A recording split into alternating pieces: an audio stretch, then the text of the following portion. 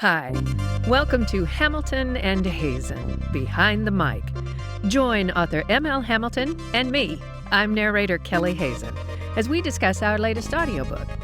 Born from our 7 years of collaboration and more than 60 audiobooks we've produced together, listen to the ins, the outs, the ups, and the downs, the inside track you love to follow, Behind the Mic. So welcome. It's so good to see you. I mean, we don't get to see each other that often. We talk a lot, but we don't get to see each Never other see that often. But so the reason why I wanted to do this was I watched another author, a fellow author who writes visionary fiction. Her name is Margaret Duarte. And she did this really cool interview with her narrator, and I thought it was so cool to hear kind of their relationship and how their back and forth went. And I wanted to do that with you and just have a chance for us to kind of talk to our listeners and talk to each other and have you share some insights kind of into your process, and specifically the book we're going to be talking about today is Goblins in San Francisco, which is my latest and the latest collaboration we've done together. So before we get to that, I did tell Margaret I would like to kind of let people go to her website if they're interested. I'm going to share that really quickly. And this is Margaret's website. Again, her genre is visionary fiction, where it's a new genre. And so if people are interested in finding out more about it, this is a great place to go. So her website address is margaretduarte.com. So just talking to you, we've been doing this for what now? I think 7 years. 7 years, yeah. 7 years, 60 audiobooks, something like that. Yeah, it's been an amazing collaboration with you. And I somebody asked me the other day how I found you. In fact, it was Margaret who asked me the other day how I found you, and I said I was putting up the book. Stork brought me. The stork brought me. But I was saying that I had been looking for somebody to produce the audiobook, and I heard your voice, and the minute I heard your voice, I knew you were the one, but I figured out you wouldn't be interested. So that is my first question, is what made you decide, because you are an Audible, help me here, you're an Audible approved producer. Yeah. And so what made you decide that you were going to take on my project versus other people's projects? And then we'll get into talking about Goblins in a minute, but I want to just know in general, what made you decide that you wanted to work with me? Remember, I mean, that was the beginning, really the beginning of my narrating career. And I had, set various goals along the way of, because I had been, primarily in live performance on camera, that kind of stuff, movies, TV, film, theater. And this was the point in my career where I started to transition into, I kind of started to get tired of, I mean, I don't want to be ungrateful, because I've really loved the career that I had and have had and continue to have. Excuse me. But I was really kind of tired of the rat race, because if you're batting, if you get 1 out of every 10 jobs, you're doing well. And in baseball, you're batting 100, which is in the so I just transitioned, and in the beginning I would pick a lot of my projects based on or whether to audition for a project based on the audiobook cover. I mean, because that tells you a lot about, particularly in the independent publishing world, that tells you a lot about before. What? You've never told me this before. How interesting. Yeah, well, it tells you a lot about somebody's aesthetic, right? And their understanding of how their representing themselves in the world, you know, or how they're putting it out there.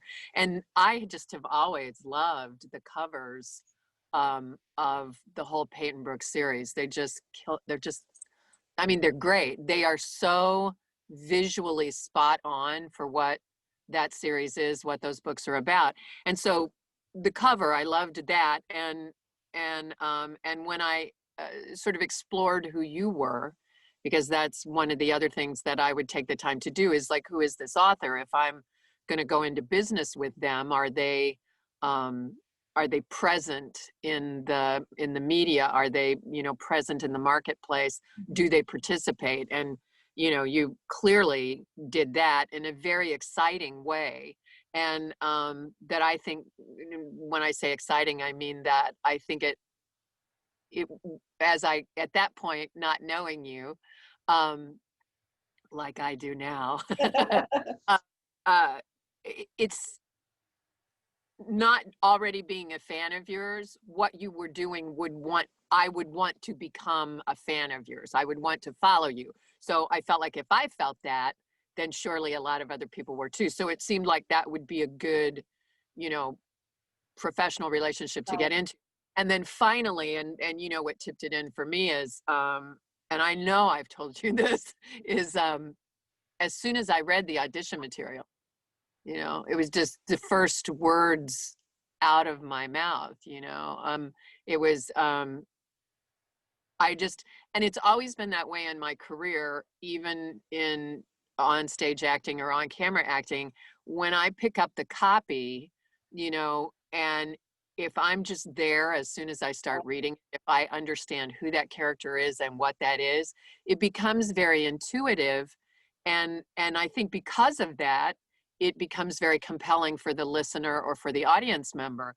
And yeah, you can research a character and you can, you know, burn potpourri and drink a certain tea that the character would drink and do all that stuff to get into the character. But when it's just like that, Yeah. there's nothing that matches that from either side. Right. Yeah. Yes. That was, it was just like right on. And even just in breathing, you write the way I breathe, your phrases, so that it's basically it was effortless. It's effortless to narrate your audiobooks. Wow. So I want to talk specifically about goblins. You know, after having done so many books, that with each one of the Peyton books, I try and bring in a new element to it. It might be a diary entry, it might be text messages, it might be an interview. And so each time I hand you these books, or there might be Russian to speak, or there might be, you know, German. Each time I hand you one of these books, I'm always curious on what is your method of approaching each new book, because each book is a different kind of dance. I don't know, if you will. So how do you approach each one of these books that I hand you, and what do you find maybe challenging or unique about goblins so that's kind of two questions, I guess. So how do you approach the books, first of all, and then what was unique and different about goblins? We've done, I mean, Goblins is what number in the, I mean, we're like, oh my God, is it like book 16 or something? Yeah, it is, yeah. So that's, I mean, you know, and I mean, to get to play 16 episodes of a character's life, I mean, you only get that if you're a major role on like a very successful television series. And so these books now, it's like coming home. It's like visiting your family again. Right. And you know, and I think I can only think that most narrators do what I do, which is, in the early days, I would drop a marker in the Pro Tools audio file every time I gave voice to a new character. And then when that character reappears, I would go back to that first marker to listen to the voice that I had created again. And, you know, so I got it right, you know, so that's so important. Yeah, I kept it consistent. Yeah. I don't have to do that much anymore with those, you know, I mean, and it's a, you know, it's a sizable cast, but particularly of those that reoccur, you know, I mean, there's, when you count the homicide department in San Francisco, and you count now the Ghost Squad and all the people in the FBI, and then just her personal friends and family. I mean, Marco's family alone. Yeah. Those, I have to say, those are probably his sisters-in-law are the toughest ones. They're the ones I always have to go back. They've only ever said a few sentences, and then when I find them again, it's like, but it is kind of, so in terms of, and again, I'm talking about this as a series, but each book, I like to read it as I record it, because I've become, just personally, I've become such a fan that, and I think particularly, I do a lot of mysteries and cozy mysteries with you, even even the Year of Discovery, that series, which, you know, I think you called it women's fiction or women's literature, contemporary fiction. There's still always an element of suspense in, and I think that's the genres that I am best at in my narrations. And I think if I can be surprised while I'm narrating, it's all that much more interesting. You know, it's like, I mean, I've always thought of narrating audiobooks as I'm sitting on somebody's shoulder whispering in their ear. You know, I mean, that's what I love about the relationship that I get to have with the listener. And I think that if we can be surprised together, then that makes it that much more tangible an experience for them and for me. And I think that's when I do my best narrating, is when I'm authentically surprised or authentically upset or, you know, authentically angered by somebody's stupid response that Peyton has to deal with, you know. I always think of the psychiatrist in Murder in the Tenderloin and the prostitute. I remember he asked her about that, and it was just like, who do you think you are? Yeah. But anyway, so everyone, you need to get Murder. Right, so you'll get that joke. No, but Goblins specifically, it was, I have to say, I'm not overly proud of the work I did speaking Russian.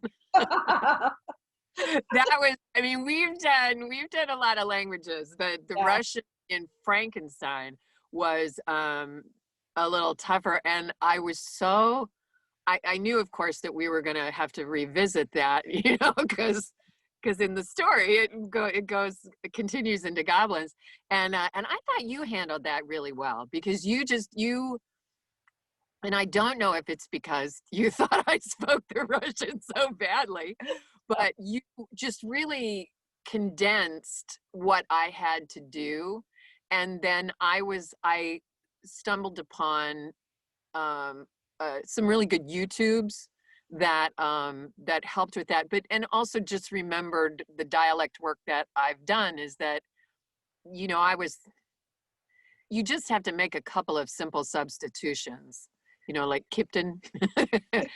You remember, what is it, the guy on Star Trek, the Russian. Yes. Yeah, I mean, his most obvious, just make those substitutions. Yes. So when I went in on Goblins, I actually scored the script. When I had to speak Russian, I actually took it out and rewrote it and made the. Oh, wow.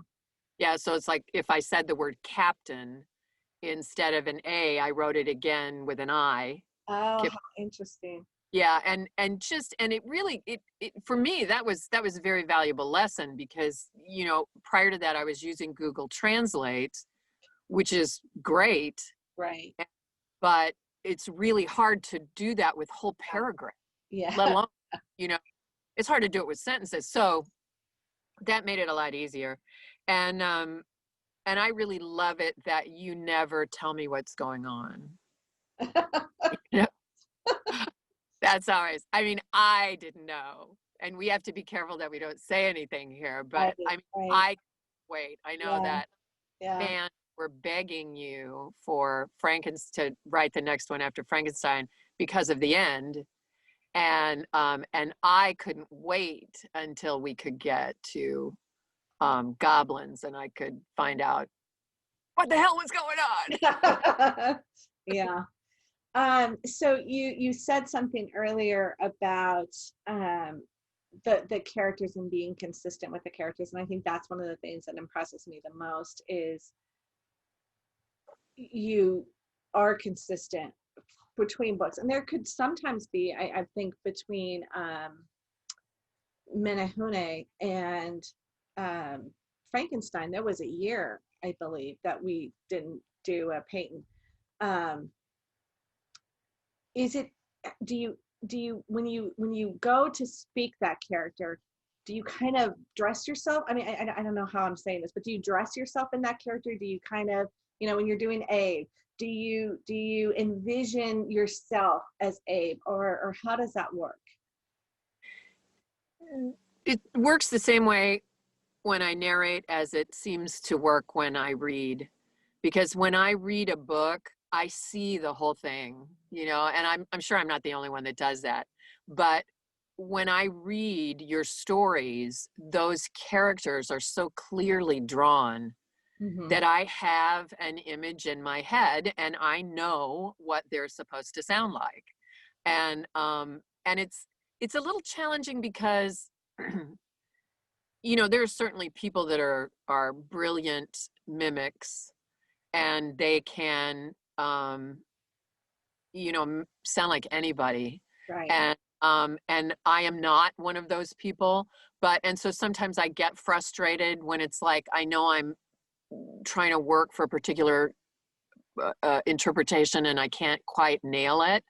But that being said, my instrument, my ability to be a lot of different things vocally is really expanding, and I feel really grateful for that. I mean, I think as a performer and as a human being, right, learning more, changing, doing things differently keeps us nimble and agile and just present in the world. So that's but that's it. I mean, I hear them, and then I know exactly, the one that comes to mind is Radar. I know exactly what he looks like, and sometimes it's an actor or a character that I've seen in something. Right. But often it's just this pure creation, that comes from your words into my head. Fantastic. Well, I think we are out of time, but I love doing this. So I hope that our listeners will tune in, because I think this is something we will be doing again with each book. Good. Yeah. Good. So I was going to ask you where you see this going. I definitely think this is something we should be doing after each book, just to kind of have on the inside track. Yeah, we have Margaret Duarte to thank for that. Yes, exactly. So thank you for coming on. And is there any last things you want to say? No, just looking forward. Just looking forward to Yetis in Whistler. Yeah. Yeah. When do we get started on that? We're going to start that hopefully after the first of the year. Excellent. Yeah. All right. It was so good to talk to you. You too. All right. See you soon. Bye. Thank you for joining us for Hamilton and Hazen Behind the Mic. Visit authormlhamilton.net and kellyhazennarrates.com to join our newsletters for more insider news and views. Today's episode is sponsored by Phoenix Publication Services.